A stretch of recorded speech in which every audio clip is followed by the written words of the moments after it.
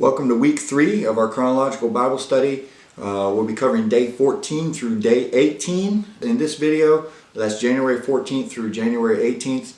We're doing that so that in this video we won't actually get into the book of Job. We're going to just concentrate on the end of Genesis and Joseph and how the Israelites get into Egypt before we get into Exodus, where they come out of Egypt. We started this week with Jacob and his 12 sons sailing in the land of Canaan in 1732 BC. And we ended this week with the death of Joseph and the arrival of the nation of Israel in Egypt in 1639. So it's just less than 100 years. And remember, back in week 1, we covered 2,000 years of history from creation to the birth of Isaac.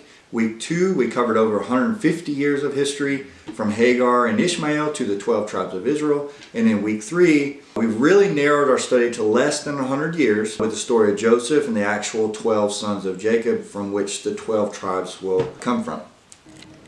This week, we're finishing up the book of Genesis. Okay, this is our horizontal book where time is actually moving forward. We're finishing up also the end of the patriarch era. Okay, the next era we move into on our horizontal timeline in our horizontal books will be Exodus, okay, which is where they come out of Egypt. Okay, next week we're starting the book of Job. Now Job is what we call a vertical book. Job interjects during the time of Genesis. Okay, so time stops moving forward next week when we read Job, and when we study Job, time will stop and it will be a moment in time within the book of Genesis.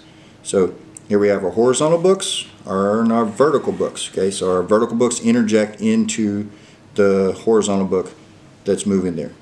All right, we'll see this week that they go in to Egypt, and then we'll pick back up after the book of Job. We'll pick back up with Exodus, and we'll continue our timeline, our horizontal timeline, when they come out of Egypt with the Exodus, and then they occupy the land of Canaan.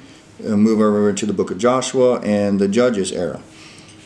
To clarify on the terms we're using several different terms. So we have the term nation, we have the term tribe, we have the term clan, we have the term family.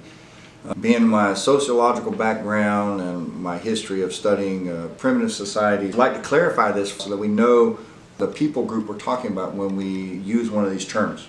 So the foundation of all society is a family. Mother, father, children, grandparents, they're all directly related by blood. That's your family. Now, several families will make up a clan. Okay, and so those people don't necessarily share the last name. The example I always like using are the Hatfields. If you've ever studied the Hatfields and McCoys or seen the movie The Hatfields and McCoys, Hatfields consist of lots of different family names, but they're all in one clan. And the Hatfield clan consists of lots of different families with different names, but they're all part of the same clan. Above clan, you have several clans that make up a tribe.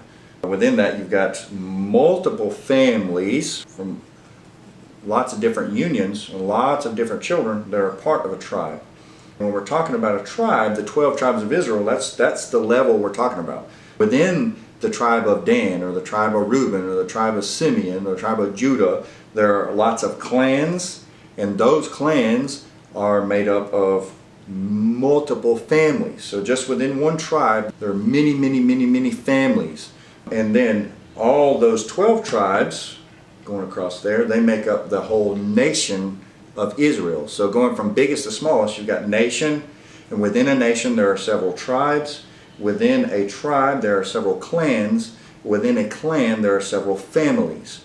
So this is how a nation is set up. So when we talk about the nation of Israel, we're talking about all of them. We're talking about the tribe of Dan, Judah. We're talking about several clans and families that make up that tribe. This is page 20 in your Chronological Study Bible. Now, reviewing, Abram came out of Ur of the Chaldeans over here, and they journeyed to the land of Haran. Then Abram was told to move into the land of Canaan. He's gone down here. He had a son named Isaac. Isaac had a son named Jacob. Jacob is an older man now. He has 12 sons. One of his sons gets sold into slavery and taken by Ishmaelite traders down into Egypt. Eventually, after Joseph comes to power, the rest of Jacob and the rest of his family are going to move down into Egypt, and they're going to live in the land of Goshen. And then After 400 years, they're eventually enslaved, and Moses takes them out of the land of Egypt across the Red Sea into the Sinai Peninsula, where they receive the Ten Commandments, they receive the law from God, and then after 40 years, they will go back to the land of Canaan when Joshua brings them across the River Jordan and they attack Jericho. Page 24, Genesis 15, verses 12 through 16. As the sun was going down, Abram fell into a deep sleep, and a terrifying darkness came down over him. Verse 13. Then the Lord said to Abram, "You can be sure that your descendants will be strangers in a foreign land, where they will be oppressed as slaves for 400 years. But I will punish the nation that enslaves them, and in the end they will come away with great wealth. As for you, you will die in peace and be buried in a ripe old age. After 4 generations, your descendants will return here to this land, for the sins of the Amorites do not yet warrant their destruction." So we read this verse several days ago when we were studying this passage with Abram, when the Lord makes the covenant and Abram cuts the animals in two, and then in his vision God passes in the form of a burning pot between those animals, and God makes that unconditional covenant with Abram. He gives them this message that you're going to be a great nation, but you're going to leave the land of Canaan, you're going to go into another nation, and you're going to be enslaved there. Your people will be enslaved there for 400 years. But after 4 generations, they're going to be let go, and they're going to come back to this land. He's going to come back to the land of Canaan. So this comes to fruition in this week's reading. Joseph's brothers, they sell him into slavery. He's taken to Egypt, and then by God's grace, Joseph rises to a powerful position in Egypt. This takes place because there's going to be a famine in the whole region, and everybody's going to be starving to death. Jacob sends his sons to Egypt, down from the land of Canaan to Egypt, to buy grain from the storehouses that Joseph was in charge of, not knowing that Joseph is the one that's in charge of that. That's his son. And after a dramatic reunion, Jacob's whole household moves into Egypt, out of the land of Canaan, where they remain there for 400 plus years, as told to Abram 280 years later. Here in Genesis 15, there's a 250-year gap between here and then the end of this week's reading, where Jacob and his whole household are moved into Egypt. So this covenant was made with Abraham way back 280 years earlier. Then there was the life of Isaac, and then Isaac had Jacob, and then Jacob is an old man when they come to Egypt. The promise that was made to Abraham way back here is now fulfilled in the life of Jacob. And they'll be there for 400 years, and then we'll pick back up with the Exodus, where they come out after 400 years and they return back to the land of Canaan. In Genesis 37, 1732 BC, we see the process of this happening. We read it starting in day 14. We started reading the story of Joseph and how they move into Egypt. Jacob was settling in the land of Canaan. Of course, he lived in the land of Canaan, where his father lived as a foreigner. Isaac lived as a foreigner in that land. This is the account of Jacob and his family. When Joseph was 17 years old, he often tended his father's flock. He worked for his half-brothers, the sons of his father's wives, Bilhah and Zilpah. Remember last week we went over where all the sons came from, the wives that came from. There's Zilpah and Bilhah. So he is working with Gad, Asher, Dan, and Naphtali. But Joseph reported to his father some of the bad things his brothers were doing. Jacob loved Joseph more than any of his other children because Joseph had been born to him in his old age. Plus he was the eldest son of Rachel, who was the original wife that he fell in love with. One day Jacob had a special gift made for Joseph, a beautiful robe. But his brothers hated Joseph because their father loved him more than the rest of them. So there's some resentment between these brothers and Joseph because, like we said last week, when you play favorites with your kids, it never turns out good. They couldn't say a kind word to him. Verse 5, one night Joseph had a dream, and when he told his brothers about it, they hated him more than ever. Listen to this dream, he said. We were out in the field tying up bundles of grain. Suddenly my bundle stood up, and your bundles all gathered around and bowed low before mine. We'll see this dream come to fruition later on. His brothers responded, so you think you will be our king, do you? Do you actually think you will reign over us? And they hated him all the more because of his dreams and the way he talked about them. So Joseph is given this dream, and he is telling these dreams to his brothers, and his brothers are interpreting the obvious meaning of them, and they're resenting him. This just adds to this resentment that they have for him. His father already favors him, and now his brothers resent him because of this gift that he has. Soon Joseph had another dream, and again he told his brothers about it. Listen, I've had another dream, he said. The sun, the moon, and 11 stars bowed low before me. So here the sun is representing Jacob. The moon is representing whoever was acting as his mother after Rachel died. And then the 11 stars are his 11 brothers. He told the dream to his father as well as to his brothers, but his father scolded him. What kind of dream is that? He asked. Will your mother and I and your brothers actually come and bow to the ground before you? But while his brothers were jealous of Joseph, his father wondered what the dreams meant. After that, Joseph's told to go pasture their flocks with his brothers. They end up going to Shechem. When he gets to Shechem, they're not there, so they go on to Dothan, which is further north. And Joseph followed his brothers to Dothan and found them there. This is Genesis 37, starting at verse 18. When Joseph's brothers saw him coming, they recognized him in the distance. And as he approached, they made plans to kill him. So they were like, finally we got this guy alone, and realize how much resentment has built up to this point. You got these 12 brothers, and this is the one brother that they have such a problem with. They are now going to the length of thinking about murdering their own brother. Verse 19, here comes the dreamer, they said. Come on, let's kill him and throw him into one of these cisterns. We can tell our father a wild animal has eaten him. Then we'll see what becomes of his dreams. So over there, in ancient times, there was these big cisterns. They would hollow out the rock in the ground. It was just basically a big hole they would hollow out, and they would store water in there during the wet season so that they would have water stored during the dry season. So there's these cisterns all around. They're in the cities. They're out where they would be pasturing their flocks. It was just reserved water. So at this point, these cisterns are empty. There's no water in them. Verse 21. But when Reuben heard of their scheme, he came to Joseph's rescue. Let's not kill him, he said. So remember, this is Reuben. Reuben was the one that we read way back that slept with his father's wife. Why should we shed any blood? Let's just throw him into the empty cistern here in the wilderness. Then he'll die without our laying a hand on him. Reuben was secretly planning to rescue Joseph and return him to his father. Maybe as an act of goodwill to make up for, because remember it said that Jacob knew about Reuben laying with his wife.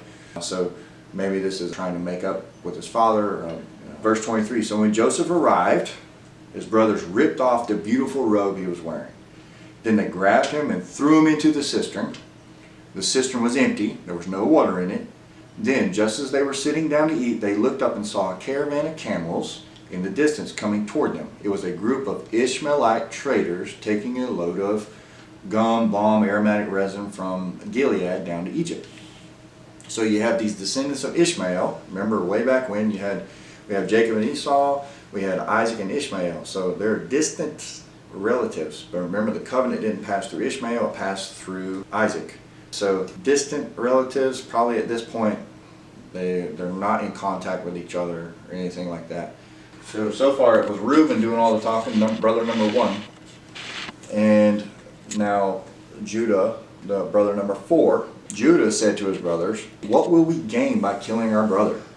We'd have to cover up the crime. Instead of hurting him, let's sell him to those Ishmaelite traders. After all, he is our brother, our own flesh and blood. And his brothers agreed. So when the Ishmaelites, who were Midianite traders, they were from the land of Midian, came by, Joseph's brothers pulled him out of the cistern and sold him to them for 20 pieces of silver, and the traders took him to Egypt. This may seem kind of like happenstance, like, oh, I got a good idea. Oh no, I got a better idea. These brothers are talking to each other. But all of this is part of God's plan. Joseph being sold by his brothers into slavery is part of God's plan. Yes, it is. Verse 29. Sometime later, Reuben, brother number 1, the oldest, returned to get Joseph out of the cistern. When he discovered that Joseph was missing, he tore his clothes in grief. So Reuben must have left after they put him in the cistern, but before the traders came by, before Judah said, hey, let's sell him to these Ishmaelites. Verse 30, then he went back to his brothers and lamented, the boy is gone. What will we do now?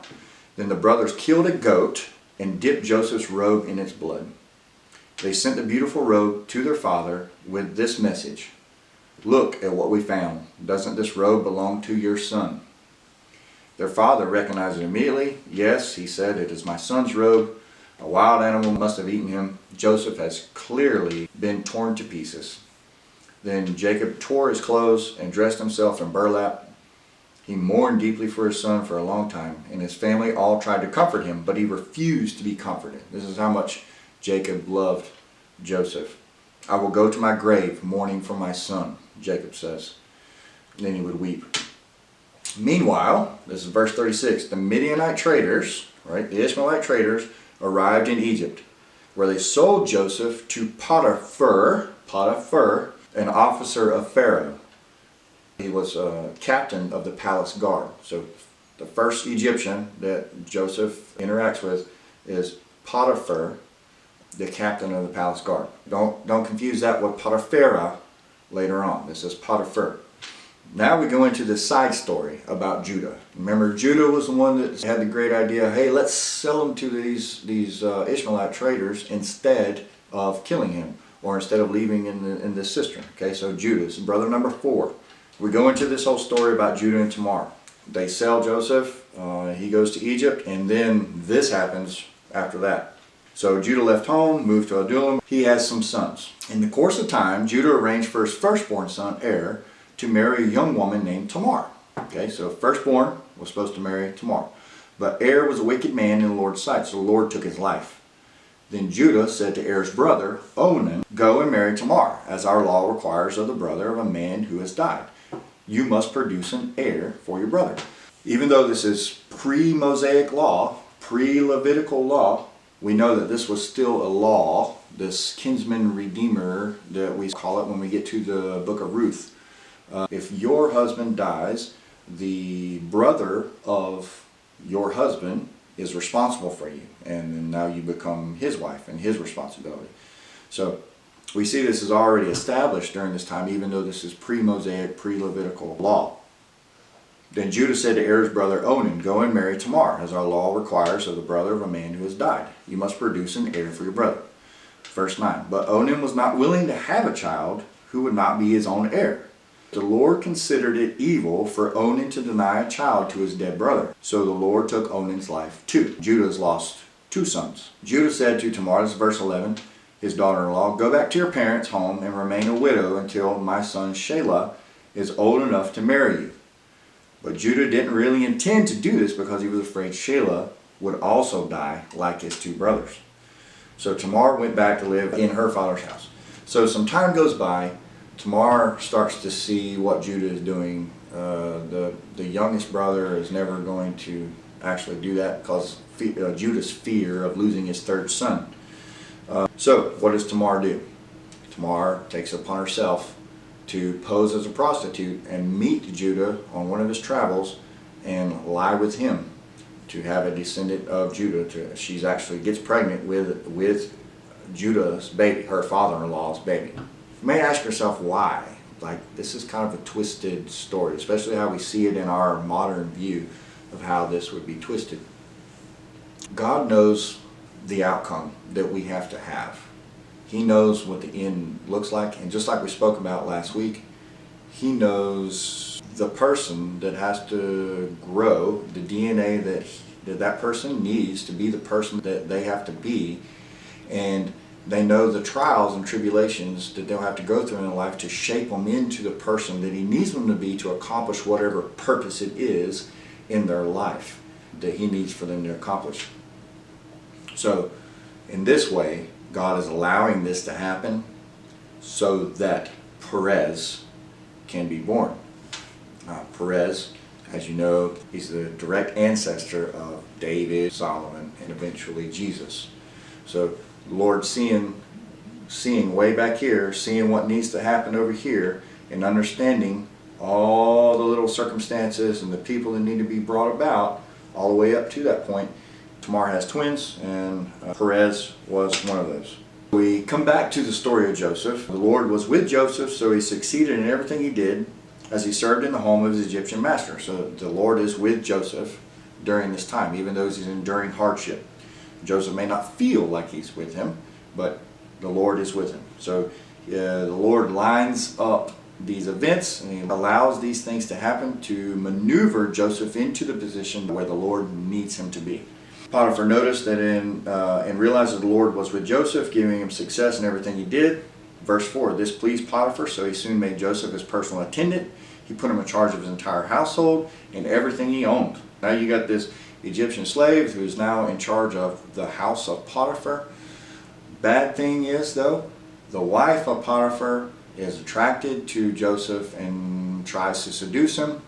Joseph, being the God-fearing person that he is, he refuses her. As he's leaving the room, after a one-so attempt on her part, she grabs his robe, and then because of her feeling rejected about the whole thing, because of her anger, resentment towards this slave boy who refuses to lie with her, she then claims that he was attempting to rape her. So then Joseph goes from his elevated position to prison. That's where we pick back up with his story in Genesis 39, verse 19. Potiphar was furious when he heard his wife's story about Joseph had treated her. He took Joseph, threw him into prison where the king's prisoners were held. But the Lord was with Joseph in prison also.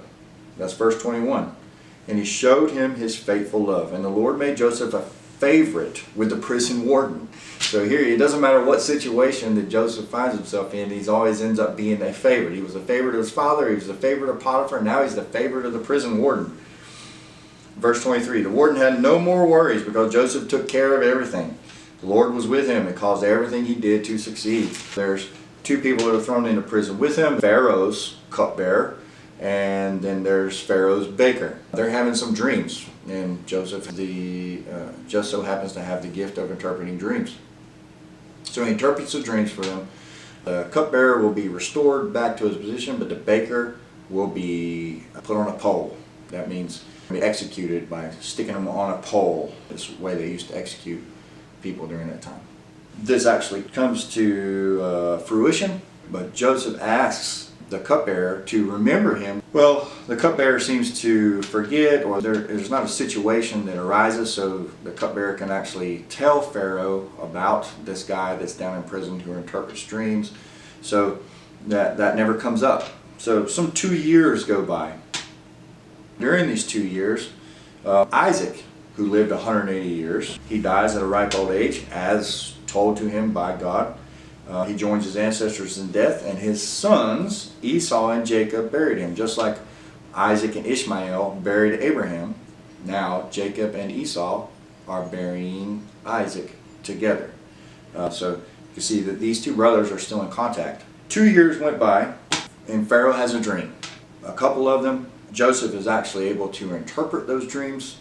Joseph says that there's going to be 7 years of plenty, and then 7 years of famine. He doesn't only interpret the dream, but he gives him a plan of how to get through this famine, how Pharaoh can actually prosper from this. Pharaoh ends up putting Joseph in charge of that, and eventually Joseph is made ruler of Egypt, second to Pharaoh. So it says down in verse 37 of chapter 41, Joseph's suggestions were well received by Pharaoh and his officials. So Pharaoh asked his officials, can we find anyone else like this man, so obviously filled with the Spirit of God? Then Pharaoh said to Joseph, since God has revealed the meaning of the dreams to you, clearly no one else is intelligent or wise as you are. You will be in charge of my court, and all my people will take orders from you. Only I, sitting on my throne, will have a higher rank than yours. So he's second to Pharaoh. I mean, this is all plain. None of this would have happened had his brothers not been jealous and not sold him into the Ishmaelite traders. If they'd have killed him, this wouldn't happen. If they would have left him in the cistern and Reuben came back and taken him and returned him to his father, this wouldn't be happening. But because of the very tragic events that happened, Joseph suddenly goes from being poor Hebrew boy, sheep herder, to slave to prisoner, now second in charge of all of Egypt. Only God can do that kind of thing. That's just God. God's the only one that can do that. Genesis 42, the famine reaches up into the land of Canaan. When he heard that there was grain available in Egypt, he said to his sons, "Why are you standing around looking at one another? I have heard there is grain in Egypt. Go down there and buy enough grain to keep us alive. Otherwise we'll die." So he sends his sons down there. Joseph recognized them, but they don't recognize him. And then Joseph uses this time to decide what he's going to do with them. You think about Joseph is in a place of power now to retaliate. All the brothers are there except for Benjamin.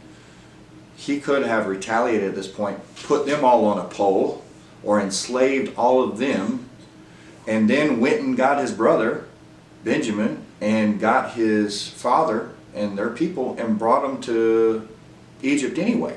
He could have done that without forgiving his brothers. But there's this whole back and forth while Joseph is making up his mind what he's going to do. He sends them back, but he says they have to bring back Benjamin, which is the last brother and the youngest brother. Some time goes past. Jacob is grieved again. He's lost another son because Joseph keeps Simeon, that's brother number 2. He keeps Simeon back, and he goes back and says that for them to clear their name, for them to get Simeon, they have to bring Benjamin back to prove that what they said was correct, that they weren't lying, that they weren't spies. 2 full years of the famine has passed, and it continued to ravage. This is chapter 43, verse 1. But the famine continued to ravage the land of Canaan, and when the grain they had brought from Egypt was almost gone, Jacob said to his sons, "Go back and buy us a little bit more food."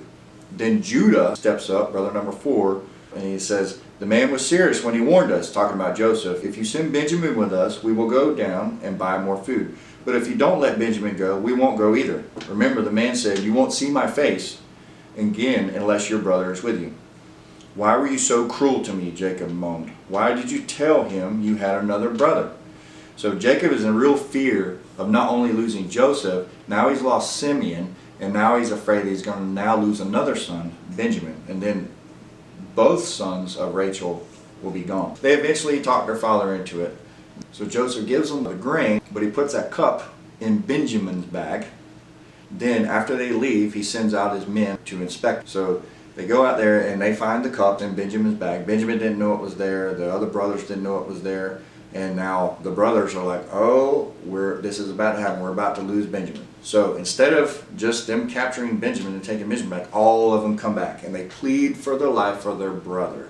They plead for the life of Benjamin. They're showing their love for their father because they know that if they lose Benjamin too, it's going to kill their father. You can see that the brothers actually do love their father, even if they aren't always good to each other. They're not showing brotherly love to each other. They do actually love their father. Joseph, on the other hand, shows grace and love to his brothers, even when they don't deserve it. So finally, Judah steps up in Genesis 44, verses 18. Judah steps up above all the rest of them, and he says, "Please, my Lord, let your servant say just one word to you. Please do not be angry with me, even though you are so powerful as Pharaoh himself." He has no idea he's talking to his younger brother that he sold into slavery. Verse 19, "My Lord, previously you asked us, your servants, 'Do you have a father or a brother?' And we responded, 'Yes, my Lord. We have a father who is an old man, and his youngest son is a child of his old age. His full brother is dead, and he alone is left of his mother's children. And his father loves him very much." So Judah's reviewing what happened the last time they were there. "You said to us, 'Bring him here so I can see him with my own eyes.' But we said to you, 'My Lord, the boy cannot leave his father, for his father would die.' But you told us, 'Unless your youngest brother comes with you, you will never see my face again.'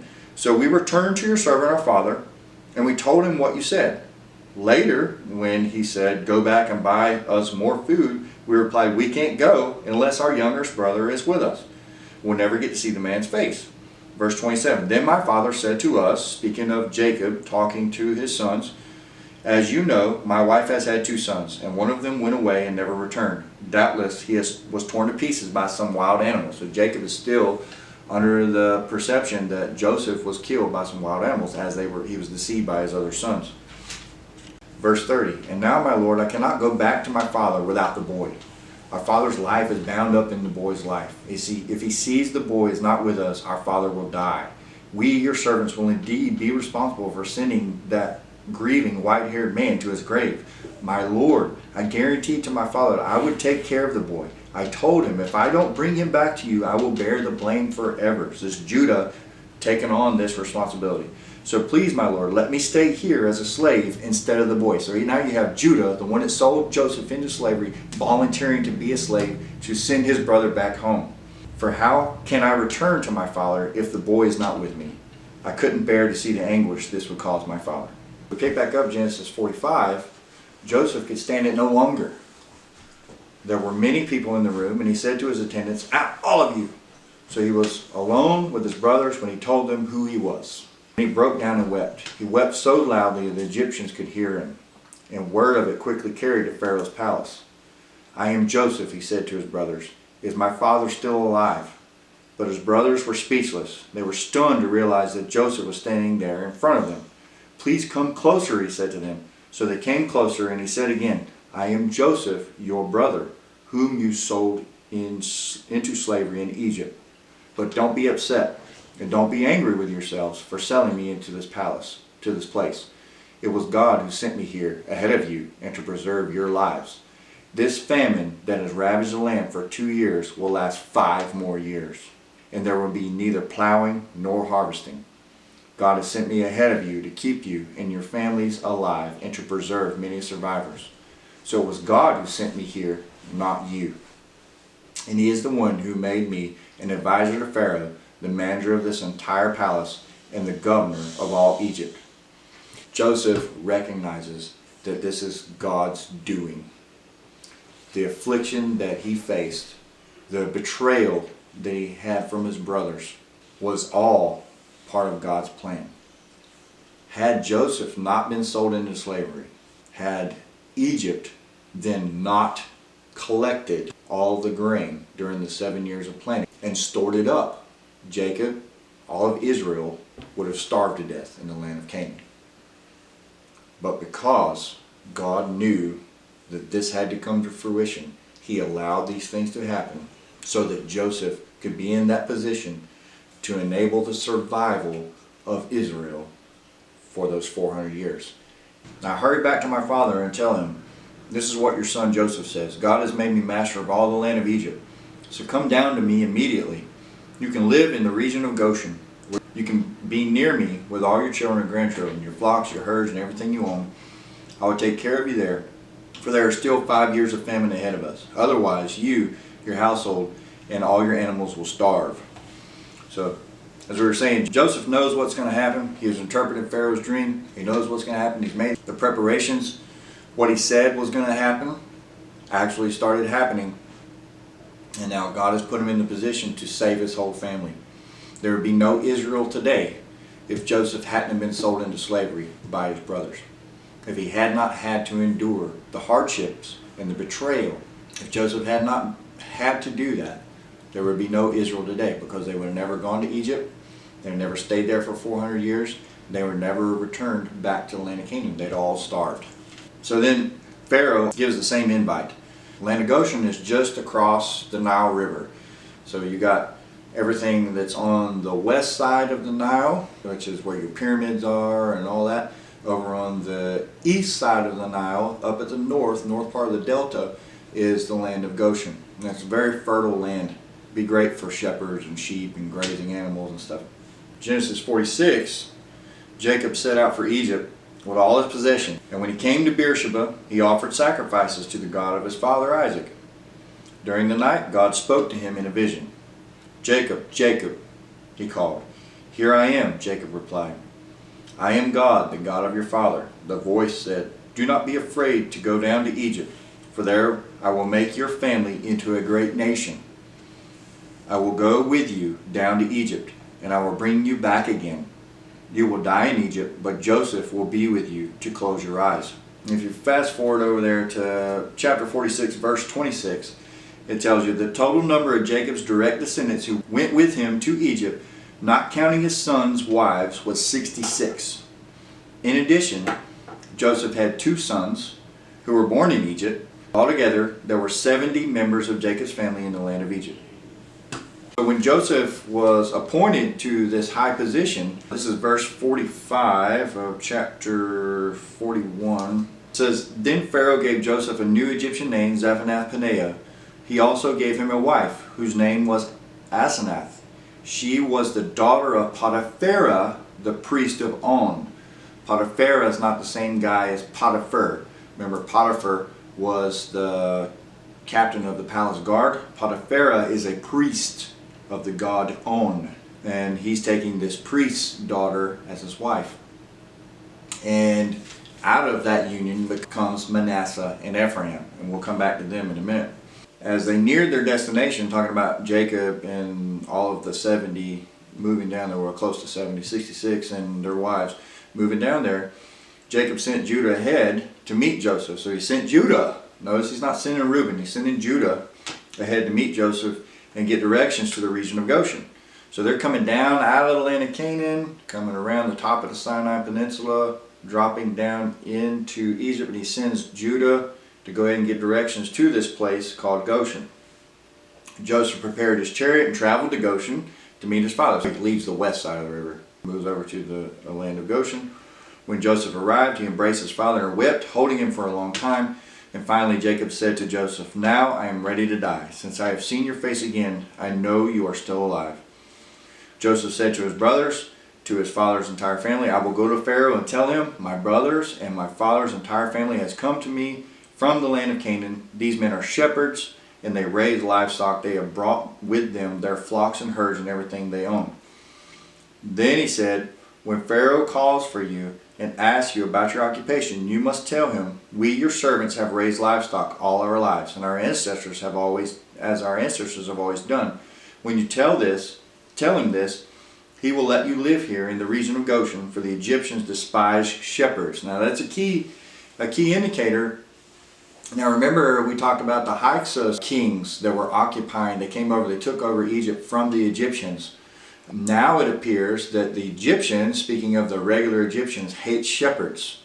And this may have been after the point that those Hyksos kings, those shepherd kings, were overthrown, and the Egyptians have retaken the throne. So you now have an actual Egyptian pharaoh, not a Canaanite pharaoh.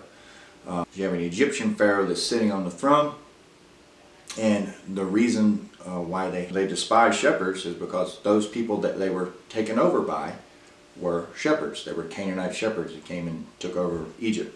Chapter 47, Joseph went to see Pharaoh and told him, My father and my brothers have arrived from the land of Canaan. They have come with all their flocks and herds and possessions. They are now in the region of Goshen. Joseph took 5 of his brothers with him, and they presented them to Pharaoh. And Pharaoh asked the brothers, What is your occupation? They replied, We, your servants, are shepherds, just like our ancestors. We have come to live here in Egypt for a while, for there is no pasture for our flocks in Canaan. The famine is very severe there, so please, we request permission to live in the region of Goshen.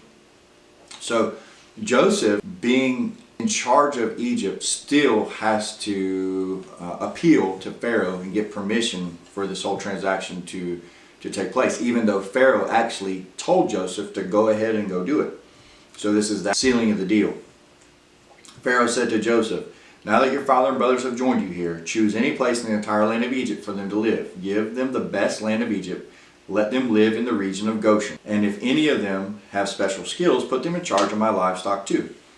Then Joseph brought in his father Jacob and presented him to Pharaoh. And Jacob blessed Pharaoh. How old are you? Pharaoh asked him. Jacob replied, I have traveled this earth for 130 hard years, but my life has been short compared to the lives of my ancestors. Then Jacob blessed Pharaoh again before leaving his court. So you're going to see these kind of blessings happen later on. Joseph assigned the best land of Egypt, the region of Ramses, to his father and his brothers, and he settled them there. The name Ramses is not even a thing yet. Ramses is what it's called later on when Moses actually writes the book of Genesis. Much later, that region is then called the region of Ramses. It's given as an indicator of where that is to the Israelites that he's writing to during the time that he writes Genesis. Just as Pharaoh commanded, and Joseph provided food for his father's brothers amounts that appropriate to the number of their dependents, including the smallest children. There's a famine in the land of Egypt, And through this, evidently before this time, the Egyptians, the common Egyptian people, owned their own land. But because of this famine, they run out of money. And then Joseph starts allowing the common Egyptian people to sell their land to Pharaoh in exchange for food.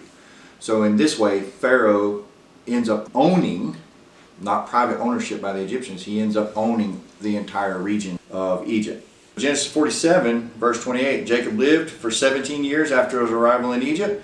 He lived for 147 years in all. As the time of his death drew near, Jacob called for his son Joseph and said to him, "Please do me this favor. Put your hand under my thigh and swear."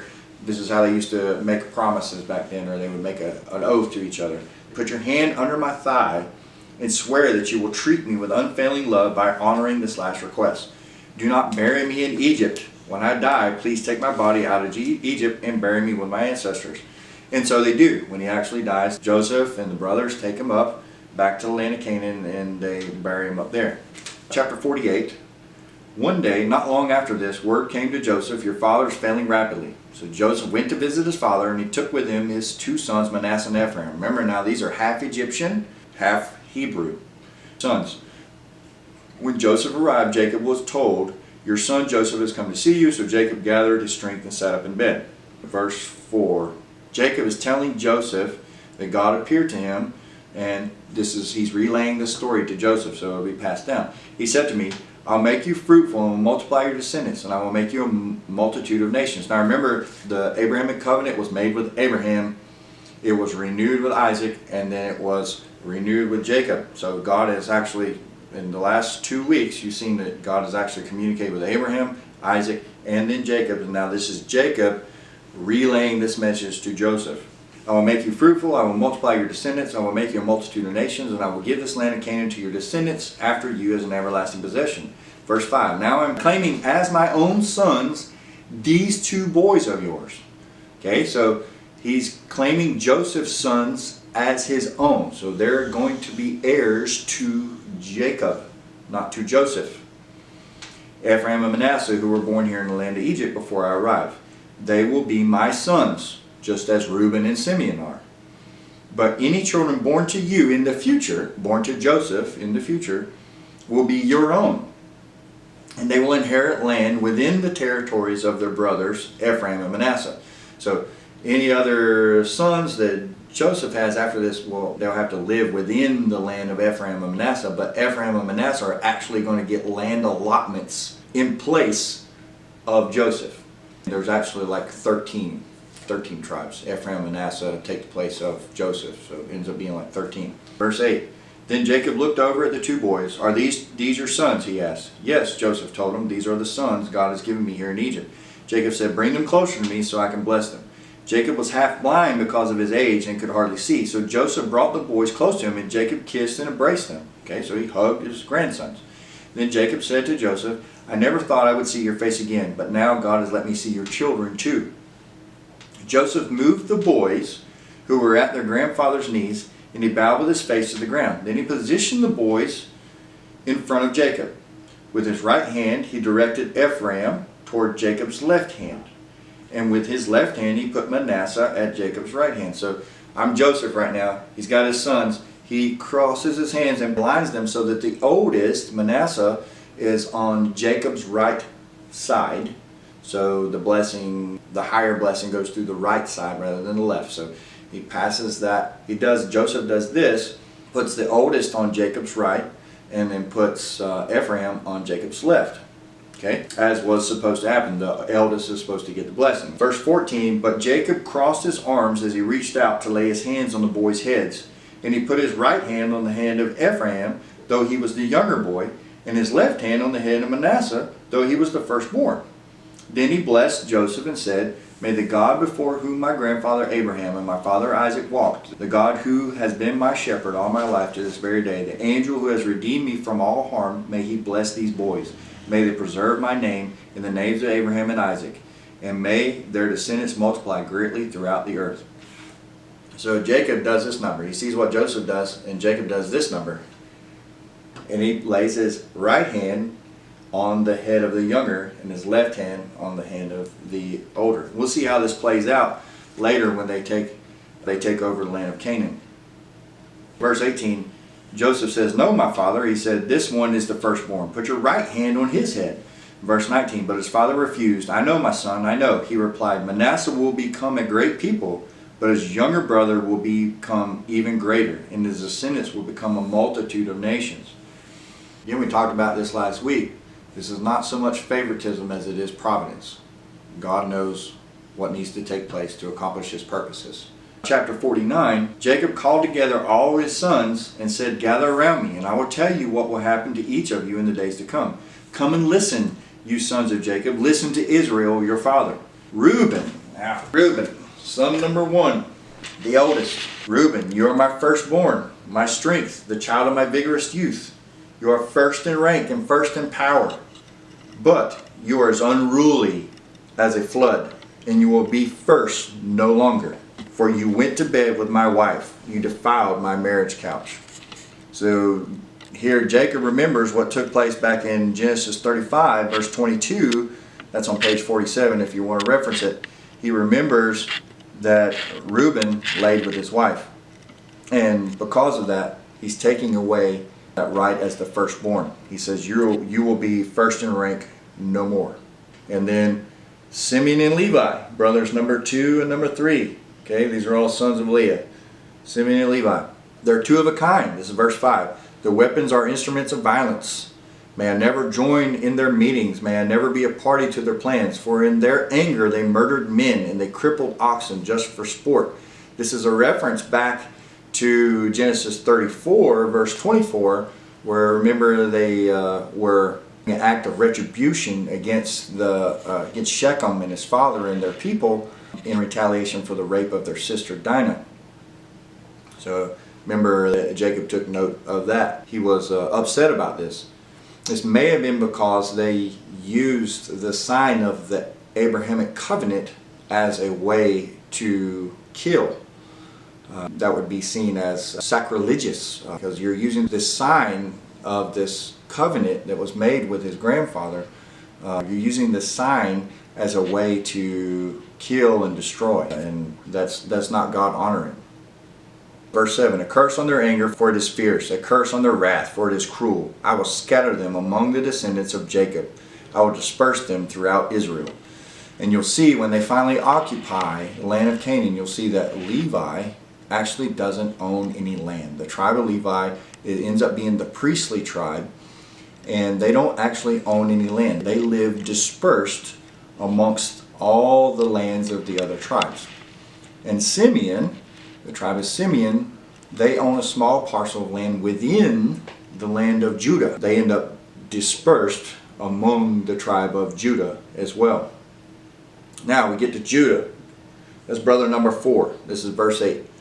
This is important. "Judah, your brothers will praise you. You will grasp your enemies by the neck, and your relatives will bow before you." Now remember, since Judah sold his brother into slavery, Judah has learned self-sacrifice.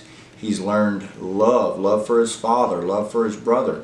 And he has taken on a leadership role within the family.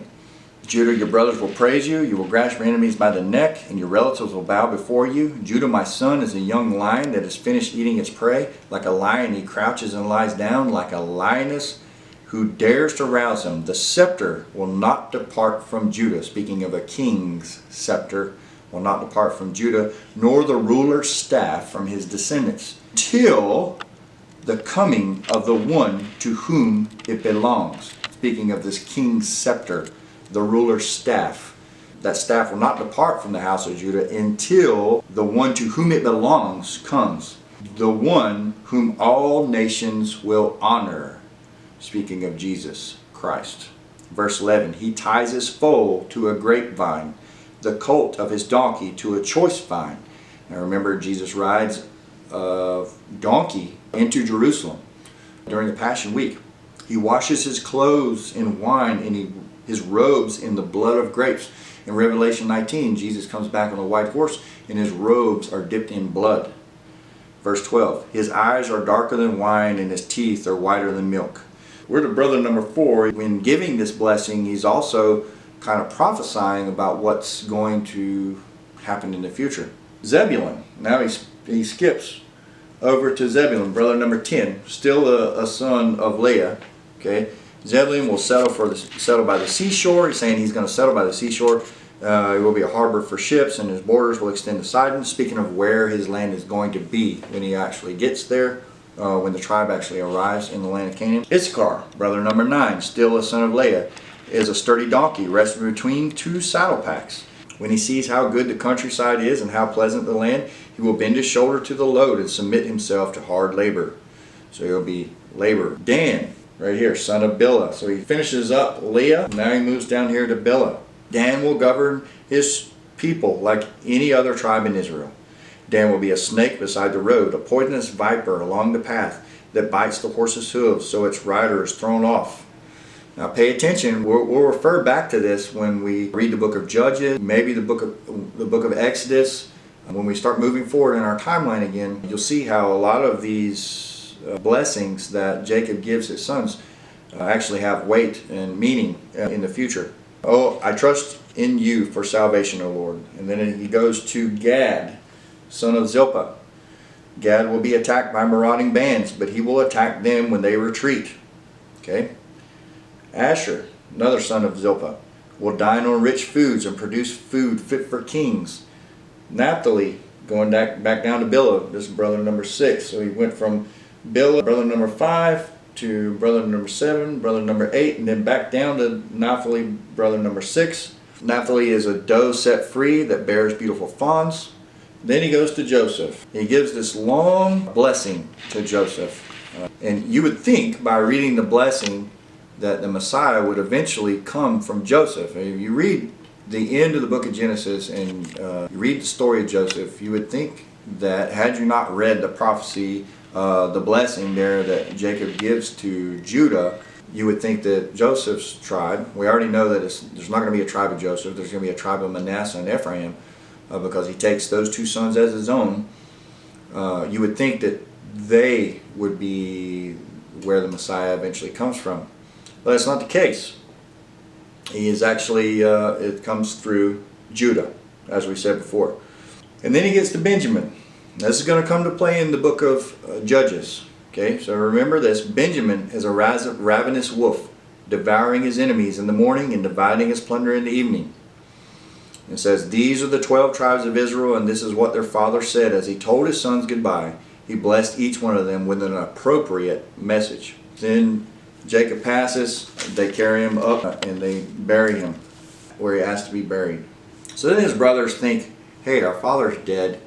Joseph for sure now is going to retaliate and take us out because that's what we deserve. But Joseph explains to them, nope, that's not the case. That's not what I'm going to do. Genesis chapter 50 is the last chapter. We're in 1639 BC now. Joseph and his brothers and their families continued to live in Egypt. Joseph lived until the age of 110. He lived to see 3 generations of descendants of his son Ephraim, the youngest, and he lived to see the birth of the children of Manasseh's son Machir, whom he claimed as his own. Verse 24, soon I will die, Joseph told his brothers, but God will surely come to help you and lead you out of this land of Egypt. He will bring you back to the land he solemnly promised to give to Abraham, to Isaac, and to Jacob.